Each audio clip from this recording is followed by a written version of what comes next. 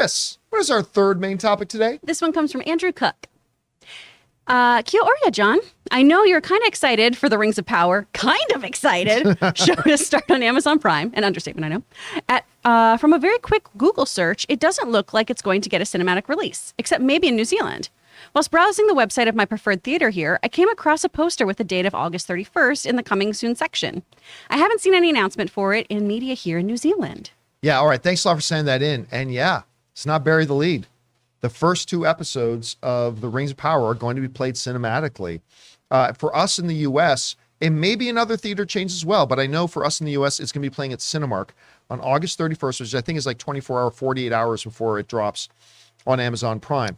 And you know me, if I get to see something that I'm looking forward to in a cinematic experience, that's the way I want to go. And I am so pumped about this. It's especially smart right now, considering we are in the middle of this barren drought desert of movie releases between now and when Black Panther comes out. This is an ideal thing to put in theaters. Game of Thrones did this in ages past, where they would launch with a season premiere. It was early in theatrical release and you could go see in the movie theaters. This is fantastic. However, if you had any questions about how much people are looking forward to seeing this show, whatever fake narratives you're hearing online about nobody cares about this show. So I went to Cinemark. I went on it yesterday. They said, okay, tomorrow morning, 9 a.m. Pacific Standard Time. That's when the tickets become available on Cinemark. They just dropped this. It's not like people knew about this weeks in advance. So I'm like, okay, sure enough, 9 a.m. I go into Cinemark, crash. Oh, good. Your things are in your, you're able for checkout now. It's in your inbox. Oh, sorry. Now it's not. Oh, now you're kicked out. Now you have to get into a queue and crash. Eventually, finally, I was able to get 2 of the last 6 or 7 tickets available for, I'm going to go see it in Orange, California. I had to go out to go see it there. It just crippled the entire site, crashed it, but whatever. I was able to get them. Super happy about that. I am very, very excited for this show. Clearly, a lot of people are as well. Now, look, again, I'm not going to sit here and tell you this show is going to be great because we just don't know. I mean, this could be the worst television series in history. But I'm going into it with a lot of enthusiasm. I have a lot of high hopes. I love the people they have behind the scenes involved with it. I have loved the material we've seen, particularly that Comic-Con spot that they dropped. Looked fantastic. I got high hopes for it. I had high hopes for Obi-Wan too. But, hey, sometimes it works out and sometimes it doesn't. But I am stoked that I'm going to get to see this in theaters on a giant screen. I'm very excited about it. Anyway, Chris, you heard about this. You weren't able to get your tickets, were you? No, because I screwed up the time difference. And they were gone by the time you tried? It was when you were talking about them this morning, where I was like, I was going to be a little sneaky creep and get them at 11 a.m., but that was Mountain Time. That was, yeah. I was instead driving here. I really wanted to go. This is my show. This is my thing. And honestly, I tried to buy like 6 tickets. Okay, well, I appreciate that. It was Cinemark's. You had to be a member of Cinemark's loyalty program. Mm-hmm. And it limited, when I tried to piss, you cannot select more than 2 tickets. So I appreciate your effort. Had to go for me and Anna, that's unfortunately. Nice. That's okay. I'll see it when it's on the streaming, but I'm so excited about the show. I've said it time and time again. Literally, the show could just be them describing grass, and I'd be like, this is exactly what I want, and I'll be sobbing. Rob, what do you think about, number one, what do you think about the fact that they're going to air these, they're going to present them in theaters first?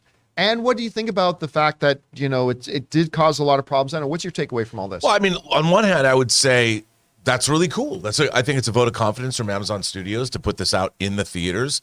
I think, it has, from what we've seen, it has a really cinematic look to it. Mm-hmm. So anything looks better for me. I love seeing things like you on the big screen. Let's go and see it. I mean, as long as it's not like the Inhumans. But I think it's so bad. I think that this is very exciting. I really want this show. I desperately want this show to be good. But when are movie theater chains going to learn to understand? If you're gonna pre-sell tickets to a huge franchise property, I guess they probably.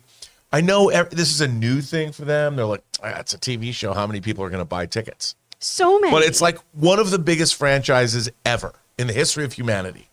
Everyone's going to buy tickets, and we saw that. And in the wake of that, you're annoyed, and you only have 2 tickets. Yeah. So from where I'm sitting, 66% of the people that I know were disappointed by their handling these ticket sales. Man, that's good math. So, but no, But here's the thing, too. it's actually what it was 66.3%. The other thing about that is like when I don't know that it's a matter for things like Game of Thrones, Lord of the Rings. I don't think it's a matter that the theaters refuse to play them. I just don't know that, like it's curious to me because Amazon, they want people tuning in to watch it on Amazon. Oh, yeah. So I think it's really more of a matter of these content creators allowing theaters to show them first, because I'll go there every time to see it that way. Oh yeah, no, I don't think that. I think you're exactly right. This is a rare experience. Like they've been releasing Star Trek: The Motion Picture that was done. That's been playing theatrically, and that was something they did to bring subscribers to Paramount Plus. Well, and before The Boys premiered a couple months before, because this was the only thing I ever had on you, was I was like, I'm going to go see The Boys tomorrow in a movie theater, and you were like, what? Yeah. Yeah, but I think it's cool if you've got. Look, I would have gone to see the first two episodes of House of the Dragon in the Me too. the TV show, and they've released they've Game of Thrones episodes in IMAX. I think this is cool if you've got the goods. I'll tell you one thing: if Paramount was smart, they would release the first two episodes of Star Trek, or the last two episodes, probably the last two episodes of Star Trek Picard season 3 in the theater. I would. They did that for season 1. I remember I was at the Rest in Peace ArcLight Theater for one screening at the Dome for one screening, and I looked outside and there's this huge lineup of everybody dressed up in their Star Trek garb, getting ready to watch the first, I think, 2 or 3 episodes of Picard that they were showing everybody there. Yeah, so they've done that before. Yeah, and the final 2 episodes of Picard season 3 are like a movie. They should do it.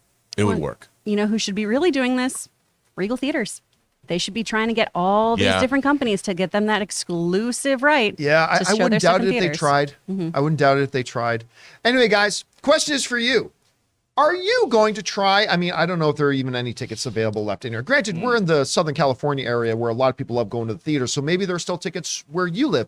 Did you try? Did you have the crashing problems? What do you think about this? Jump down into the comment section below and let us know your thoughts. Guys, we want to take a second and thank the sponsor of this video, MasterClass. All of us here at the John Campea Show absolutely love MasterClass. With MasterClass, you can learn from the world's best minds, anytime, anywhere, and at your own pace. You can learn television writing from Shonda Rhimes, improve your comedy skills from Steve Martin, or you can learn filmmaking from James Cameron himself. With over 100 different classes from a range of world-class instructors, that thing you've always wanted to learn is closer than you think. I have personally watched Bob Iger's lessons on business strategy and leadership at least 6 or 7 times. Every time I watch it, I learn something new that I get to apply to my own business as well. And the best thing about it is you don't have to sit down and watch an entire thing all at once. You can watch the individual segments or just as much as you want in any sitting at a time. So guys, when it comes to MasterClass, I highly recommend that you check it out. Get unlimited access to every MasterClass, and as a John Campea Show listener, you get 15% off an annual membership. Go to masterclass.com/Campea. That's masterclass.com/Campea for 15% off